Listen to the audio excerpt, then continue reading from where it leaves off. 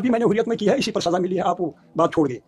मैंने कहा है कि पाकिस्तान हमारे नाम पर जितना पैसा दुनिया में जमा कर रहा है, अगर उसका 0.0001 यानी 10,000 में 1 रुपया वो कश्मीर भेज देंगे, यहाँ तो बिल्कुल ये फ्लड हो जाएगा, सिर्फ नोट ही नोट सड़कों पर होंगे, डॉलर ही डॉलर, रियाल ही रियाल, दिनार ही दिनार सड़कों पर होंगे, उतना पैसा वो कलेक्ट करते थे हमारे नाम पर। एक बात मैंने कह दी गिलानी साहब से इख्तिलाफ करके, जाती इख्तिलाफ नहीं, उसको तकरीर में मैंने कह दी। मैंने कहा कुछ लोग यहाँ पाकिस्तान ढूंढ रहे हैं और साथ में कहते हैं इस्लाम।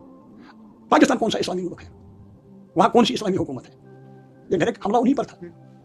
तो उसका जवाब मुझे मिला, तुम नहीं समझ सकते हो क्योंकि तुम्हारा ज़हन सेक्युलर है। मैंने एक रोज़ ये कह दिया कि यही पैसों की बात, वो नहीं देते हमको, और जितने भी कमांडर वहाँ हैं वो उनसे रसीद 10 बंदूकों की लेते हैं तो एक देते हैं ना, वो फिर ओपन मार्केट में बेचकर दिखाते हैं हमने खरीद के लाए। ये बहुत टीडियस किस्सा था। मैंने एक रोज़ ये भी कह दिया, गवाह उसका है वो लड़का, क्या नाम है उसका, ये इंतहार जेल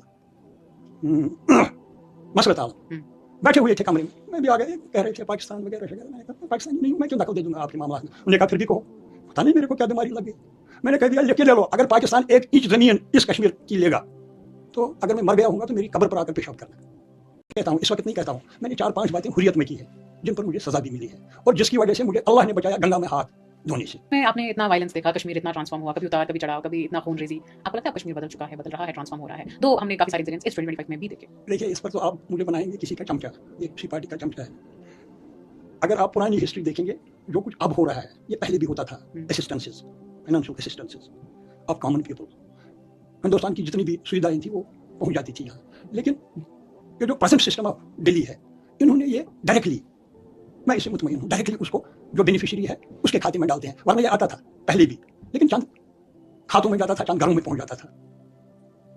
चेंजेस हमारी कुर्बानी की वजह से, जो हमने यहाँ यूथ खोए हैं, जिन्होंने कुर्बानियां दी है, हिंदुस्तान में एक एहसास पैदा हो गया कि हमें वोट चोरी नहीं करनी चाहिए। अब 2002 से यहाँ वोट चोरी का सिलसिला खत्म हो गया। कितने लीडर्स ऐसे हैं जो ऐसे ही बन गए, फिर एमएलए बन गए हुए? 77 तक कभी कोई पीपल्स मैंडेट से नहीं आया, 77 तक।